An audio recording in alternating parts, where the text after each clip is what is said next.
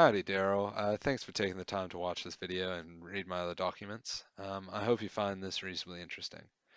So this is about synthetic control modeling for NBA player projections. So synthetic control modeling first came about in this study. And so basically what it does is composes a control group that is made up of various groups and various proportions of those groups to mimic the characteristics of what you're trying to compare the control group to. So in this case, it's Basque Country versus other regions in Spain where you take proportions of them and they mimic the economic characteristics of Basque Country.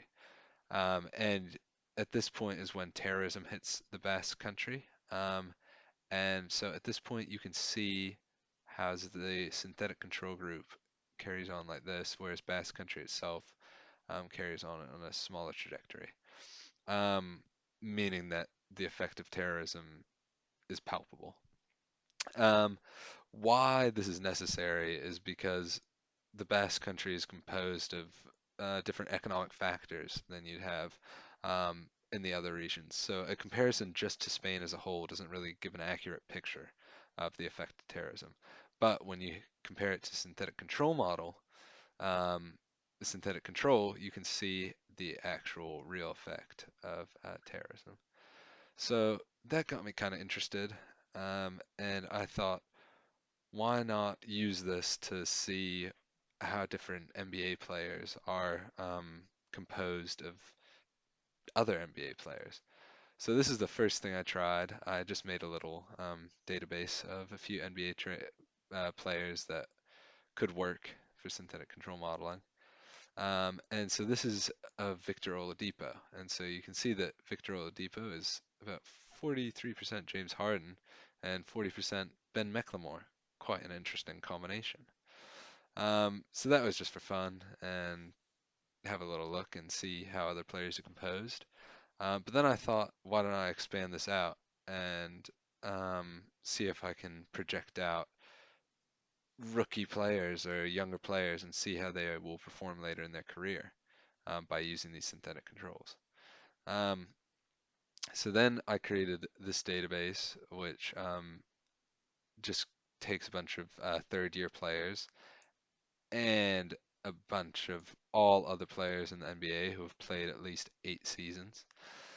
Um, and I used this data and I loaded it into R and made it work. So not saying that this is perfect by any means, it's just still sort of for fun, but it just can give an idea of what synthetic control modeling can do in this context.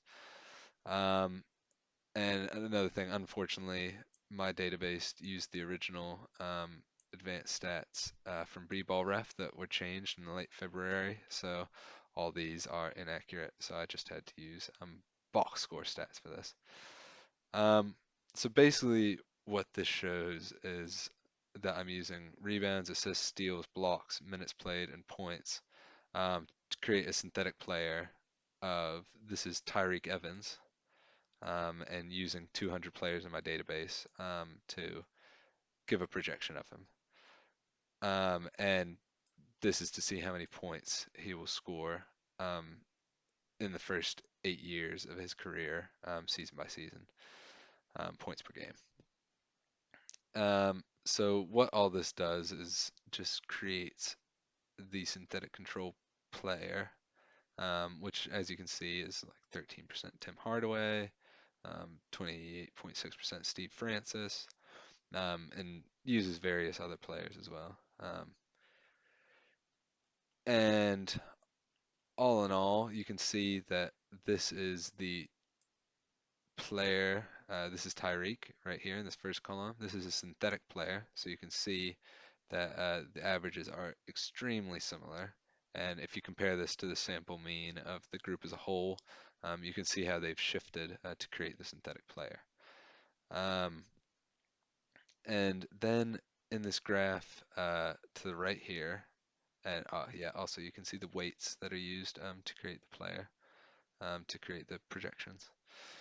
Um, so you can see in the graph produced to the right here, this is the actual Tyreek, and this is the synthetic Tyreek. So while the synthetic Tyreek didn't predict the decline straight away, it still showed that Tyreek would peak in his third or fourth year, and then consistently go downhill in terms of points. Um, so kind of interesting, kind of gives some validity to showing that the synthetic control could be predictive. Um, and additionally, it does not predict as a year-on-year measure in these first 3 years. It just uses averages, but you can still see how it forms a reasonably similar trajectory to the real Tyreek. Um, so then this takes me to Buddy Healed. I'll just run this. Um, I've kept it to only 100 players so that it runs a bit faster than it would otherwise. Um, and synthetic control modeling isn't usually used for predictions. Normally it is used for like uh, an instance like the terrorism in Spain.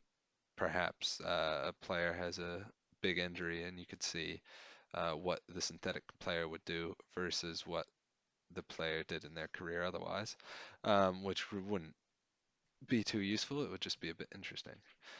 Um, so we can see here that, and don't mind this line, this is just because you can't compare to nothing, so I just set all the values at baseline 0. But this is Buddy's trajectory in his first 3 years, and this is the synthetic Buddy's trajectory over 8 years. So synthetic Buddy is made up of 8.2% Stacey Augman, 17.1 Sydney Green, various others.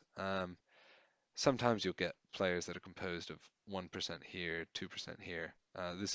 He's a majority Richard Hamilton.